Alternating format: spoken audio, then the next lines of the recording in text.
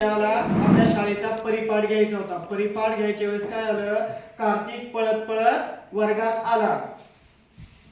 कार्तिक पळत पळत वर्गात आला आणि तो स्पीकर चालू करण्यासाठी गेला। त्याने बटन चालू केला आणि वायरला इथं हात लावला। वायर कट असल्यामुळे कार्तिकला काय झाला, विजेचा धक्का, करंट बसला।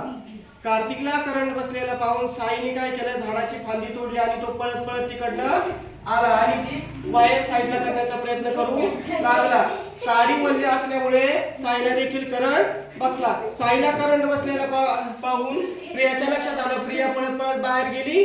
तिने एक सुकी काठी घेतली, चप्पल घातली, सुकी काठी घेतली आणि वायर बाजूला केली। वायर बाजूला केली आणि त्या दोघांची विजेच्या धक्क्यापासून सुटका झाली। अशा प्रकारे आपण आपल्या घरात काळजी घेतली पाहिजे। विजेचा धक्का जर कुणाला बसला किंवा करंट बसला तर पायात चप्पल घालून, सुकी काठी हातात घेऊन ती वायर बाजूला करण्याचा प्रयत्न करावा। वायर बाजूला केल्यामुळे काय होईल, आपली विजेच्या धक्क्यापासून सुटका होईल।